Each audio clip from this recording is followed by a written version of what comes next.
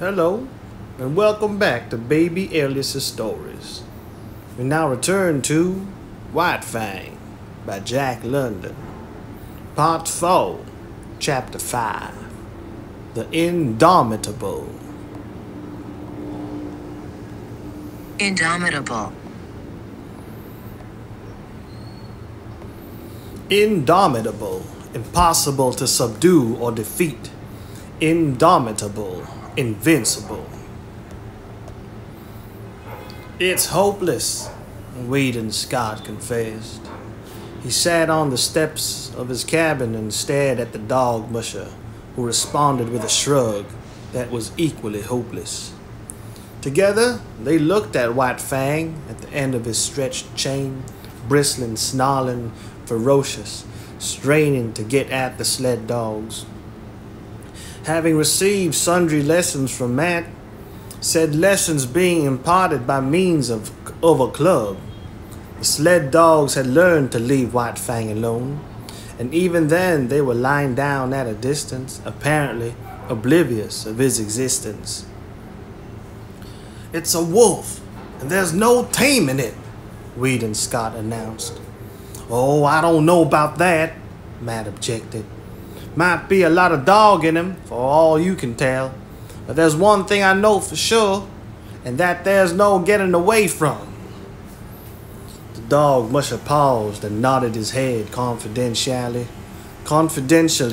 at Moosehide Mountain. "Well, don't be a miser with what you know," Scott said sharply, after waiting a suitable length of time. "Spit it out. What is it?" The dog musher indicated White Fang with a backward thrust of his thumb. "Wolf or dog, it's all the same. He's been tamed ready." "No!" "I tell you yes, and broke to a harness. Look close there. Do you see them marks across the chest?" "You're right, Matt. He was a sled dog before Beauty Smith got hold of him. There's not much reason against his being a sled dog again." "What'd you think?" Scott queried eagerly. Then the hope died down as he added, shaking his head, "We've had him 2 weeks now, and if anything, he's wilder than ever at the present moment." "Give him a chance," Matt counseled. "Turn him loose for a spell." The other looked at him incredulously. "Yes," Matt went on, "I know you've tried to, but you didn't take a club. You try it then." The dog musher secured a club and went over to the chained animal. White Fang watched the club after the manner of a caged lion watching the whip of its trainer. "See him keeping his eye on that club?" Matt said. "That's a good sign. He's no fool. Don't dast tackle me so long as I got that club handy. He's not clean crazy, sure." As the man's hand approached his neck, White Fang bristled and snarled and crouched down.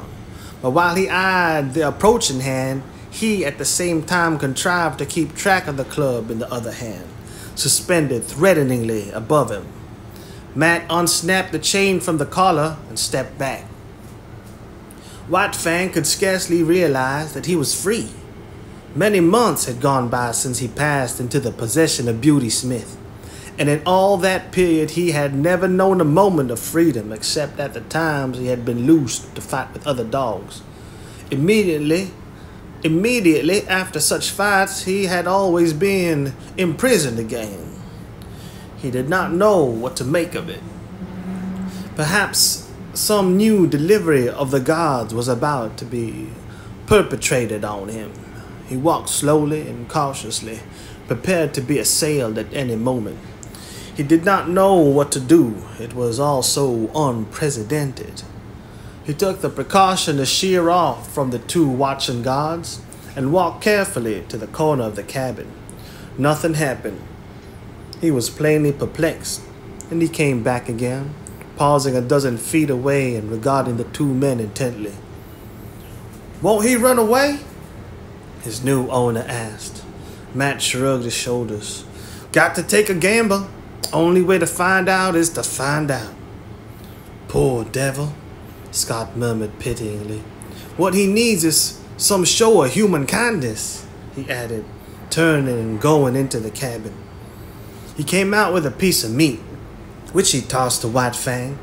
He sprang away from it and from a distance studied it suspiciously. "Here you, Major!" Matt shouted warningly, but too late. Major had made a spring of the meat. At the instant his jaws closed on it, White Fang struck him. White Fang struck him. He was overthrown. Matt rushed in, but quicker than he was White Fang. Matt staggered. Major struggled. Major staggered to his feet, but the blood spouting from his throat reddened the snow in a widening path. "It's too bad, but it served him right," Scott said hastily. But Matt's foot had already started on its way to kick White Fang. There was a leap and a flash of teeth, a sharp exclamation. White Fang, snarling fiercely, scrambled backward for several yards while Matt stooped and investigated his leg. "He got me all right," he announced, pointing to the torn trousers and undercloths and the growing stain of red. "I told you it was hopeless, Matt," Scott said in a discouraged voice. "I've thought about it off and on while not wanting to think about it, but we've come to it now. It's the only thing to do." As he talked, with reluctant movements, he drew his revolver, threw open the cylinder, and assured himself of its contents. "Look here, Mr. Scott," Matt objected.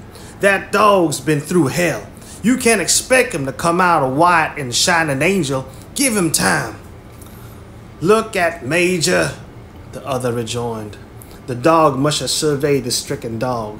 He had sunk down on the snow in the circle of his blood and was plainly in the last gasp. "Served him right. You said so yourself, Mr. Scott. He tried to take White Fang's meat. And he's dead, oh." That was to be expected. I wouldn't give two whoops in hell for a dog that wouldn't fight for his own meat. "But look at yourself, Matt. It's all right about the dogs, but we must draw the line somewhere." "Served me right," Matt argued stubbornly. "What I'd want to kick him for? You said yourself that he done right, that I had no right to kick him." "It would be a mercy to kill him," Scott insisted. "He's untamable." "Now look here, Mr. Scott. Give the poor devil a fighting chance. He ain't had no chance yet. He's just come through hell. He just come through hell, and this is the first time he's been loose. Give him a fair chance, and if he don't deliver the goods, I'll kill him myself.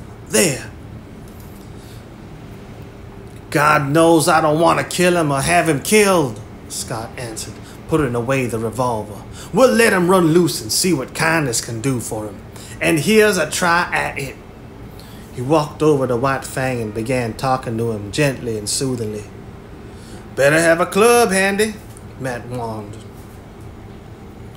Scott shook his head and went on trying to win White Fang's confidence.